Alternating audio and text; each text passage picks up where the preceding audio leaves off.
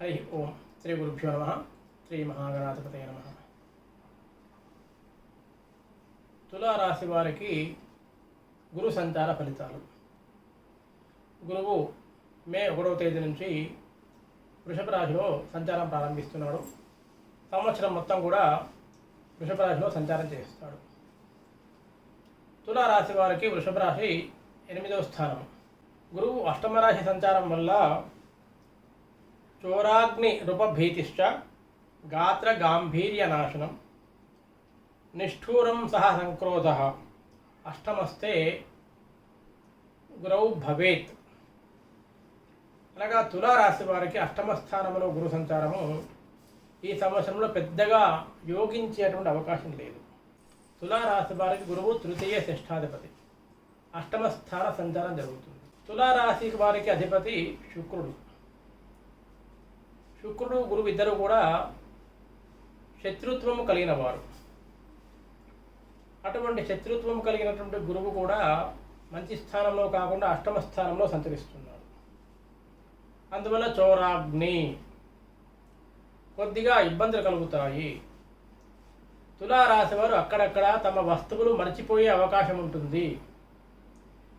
తమ వెంట వెళ్ళేటువంటి ప్రయాణాల్లో కానీ లేదా నిత్య జీవితంలో కానీ తమ వెంట ఉండేటువంటి చిన్న చిన్న వస్తువులు ఏముంటాయో అటువంటి వస్తువులు మరిచిపోయే అవకాశం ఉంటుంది. ఎక్కడొకటి మర్చిపోతారు. అలాగే వారి పై వారితోటి అన్ని రంగాల వారికి, వ్యాపారస్తులైతే వారి డీలర్లు, ఉద్యోగస్తులైతే పై అధికారులు, స్టూడెంట్స్ అయితే వారి ఉపాధ్యాయులు అధ్యాపకులతోటి ఇబ్బంది ఏర్పడుతుంది. పెద్ద పెద్ద వ్యాపారస్తులకి ఇన్కమ్ ట్యాక్స్, జిఎస్టీ సంబంధమైనటువంటి అధికారుల ఇబ్బందులు కలిగే అవకాశం కూడా ఉంది. గాత్ర గాంభీర్య నాశనం, ఎక్కువగా శ్రమ పడతారు. ఈ సంవత్సరంలో తులారాశి వారు ఎక్కువగా కష్టపడతారు. దానివల్ల శరీరాన్ని శ్రమకు గురి చేయడం వల్ల అనారోగ్యానికి గురి అయ్యే అవకాశం ఉంది. అంటే అధిక శ్రమ వల్ల అనారోగ్యం ఏర్పడే అవకాశం ఉంటుంది. నిష్ఠూరం సహ క్రోధస్థ, తెలిసిన వారికి కావలసిన వారికి ఒక మాట ఇస్తారు, ఆ మాట నిలబెట్టుకోలేని పరిస్థితి ఉంటుంది. అందువల్ల ఎదుటివారి నుంచి నిష్ఠూరాన్ని ఎదుర్కొనే అవకాశం ఉంటుంది. వీరు ఏదైతే ఆశిస్తారో ఆశించినటువంటి కార్యాలు త్వరగా సఫలం అయ్యే అవకాశం లేదు. ఏదైనా ప్రణాళికలు వేస్తారు, ఆలోచిస్తారు, ప్లాన్ చేస్తారు, కానీ అటువంటి ఆలోచనలు ముందుకు సాగడం చాలా కష్టం. గురువు అనేవాడు డెవలప్మెంట్కి అధికారి, అభివృద్ధికి అధికారి. ఉన్న స్థితి నుంచి ఇంకా పై స్థితికి రావాలి అంటే గురువు యొక్క అనుగ్రహం తప్పనిసరి. అటువంటి గురువు అష్టమ స్థానంలో సంచరిస్తూ ఉన్నాడు. పెద్ద గొప్పగా యోగించే స్థితిలో లేడు. కాబట్టి అన్ని రంగాల వారికి, తులారాశి వారికి ఈ సంవత్సరంలో గురువు అనుకూలంగా లేడు. కాబట్టి తలచిన కార్యాలు, ఆలోచించే ఆలోచనలు అన్నీ కూడా చాలా ఆలస్యం అవుతాయి, కాకపోయే అవకాశం ఉంటుంది. నెమ్మదిగా అవకాశం కావచ్చు. అనుకున్నటువంటి పద్ధతిలో, అనుకున్న రీతిలో కార్యాలు నెరవేరే అవకాశం ఉండదు. అయితే అటువంటి ఆటంకాలు తొలగాలి అంటే, గురువు అనుగ్రహం కలగాలి అంటే గురు జపం చేసుకోవాలి, గురువు ధ్యాన శ్లోకాలు చదువుకోవాలి, దేవాలయ దర్శనం చేసుకోవాలి. అందువల్ల గురువు అనుగ్రహం కలుగుతుంది. చిన్న చిన్న ఆటంకాలు తొలగిపోతాయి. గురువు అష్టమ స్థానంలో సంచరించేటువంటి ఫలితాలు నివారించుకోవచ్చు. అలాగే పుణ్యక్షేత్రాల దర్శనం వల్ల, దేవాలయ దర్శనం వల్ల ఈ గురువు అనుకూల స్థితి పొందవచ్చు. ఏ విధంగా చూసినా సరే ఈ సంవత్సరము తులారాశి వారికి కొద్దిగా ఇబ్బందికరమైన కాలం అని చెప్పవచ్చు. కానీ ఆ ఇబ్బంది అధిగమించాలి అంటే జపాల వల్ల, గురుగ్రహ జపం వల్ల, దేవాలయ దర్శనం వల్ల, తీర్థయాత్రలు చేయడం వల్ల, విష్ణు లలిత సహస్రనామాలు లాంటి పారాయణ చేయడం వల్ల ఆ ఇబ్బందులు తొలగించుకోవచ్చు.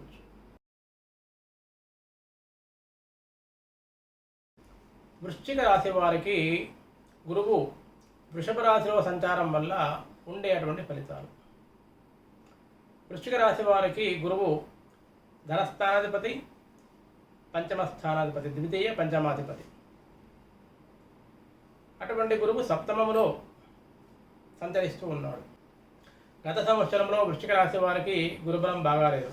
కానీ మే 1వ తేదీ వృషభ రాశిలో సంచారం ప్రారంభం నుంచి బ్రహ్మాండంగా యోగకాలం.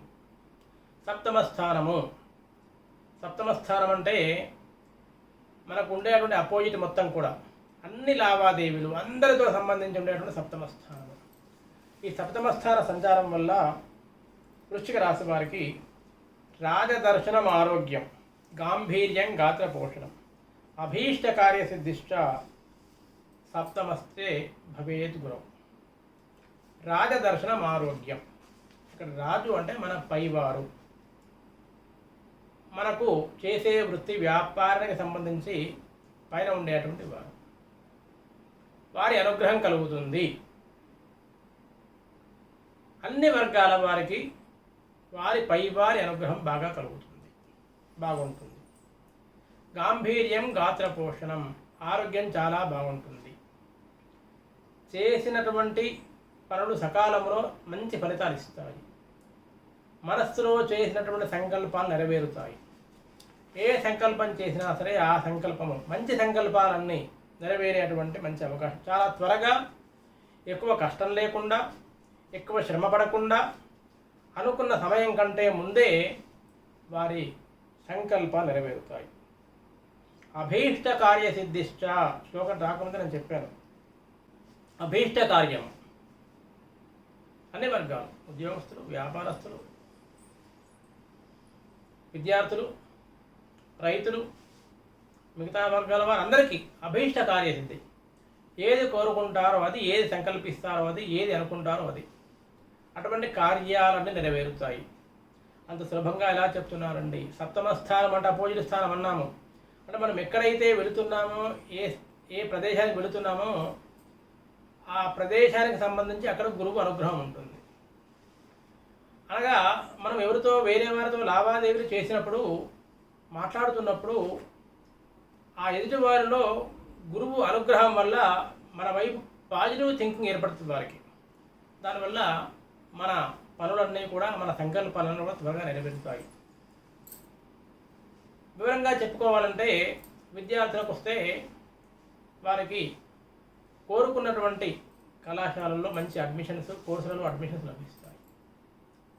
ఇటు స్వదేశంలో కానీ విదేశాల్లో కానీ.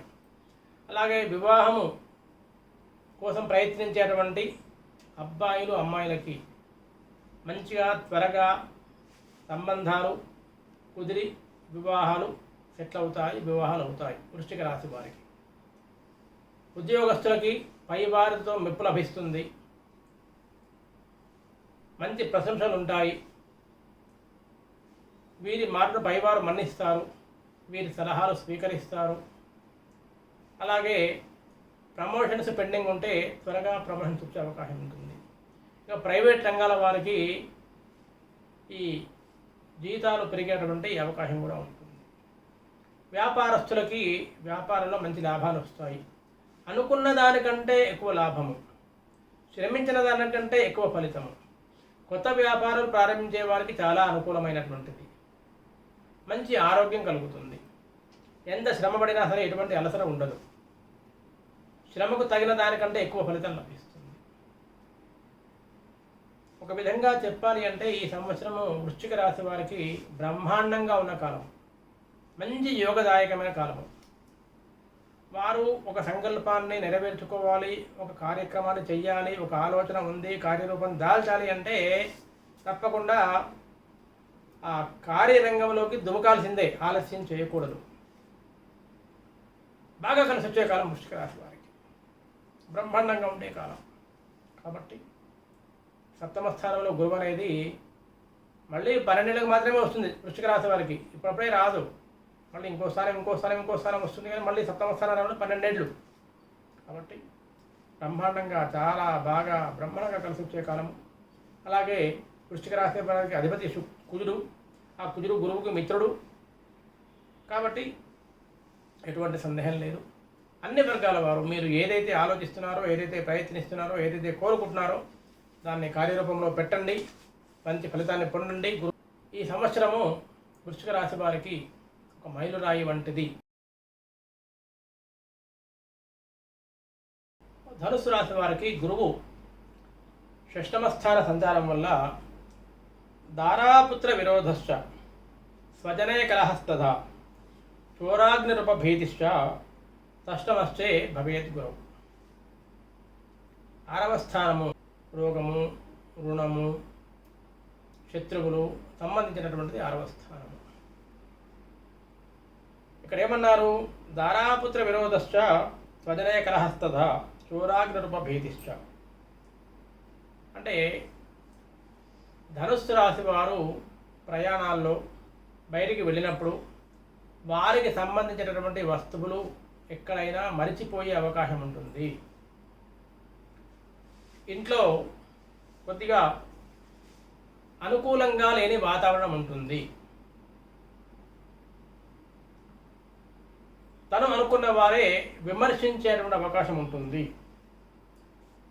తమ పై వారితోటి, పెద్దవారితోటి, ఎవరితో పని ఉందో వారితోటి ఇబ్బందులు వచ్చే అవకాశం ఉంటుంది. 6వ స్థానంలో అంటే శత్రువులు, రుణము, రోగం అనుకున్నాం కదా. గురువు అక్కడ ఉన్నాడు, 6వ స్థానంలో ఉన్నాడు. ఏం చేస్తాడు? ఆ స్థానంలో ఉండేటువంటి ఇబ్బందిని తొలగిస్తాడు. అంటే ధనుస్సు రాశి వారు ఈ సంవత్సరంలో కొత్తగా రుణాలు చేసే అవకాశం ఉంది. ఏదైనా డెవలప్మెంట్ కోసం రుణాలు చేసే అవకాశం ఉంటుంది. అలాగే ఇప్పటికే రుణాలు ఉన్నవారు తీర్చేసే అవకాశం ఉంటుంది. ఇక ఎవరికైనా శారీరక ఇబ్బందులు ఉంటే అటువంటి ఇబ్బందులన్నీ కూడా తొలగిపోయేటువంటి కాలం.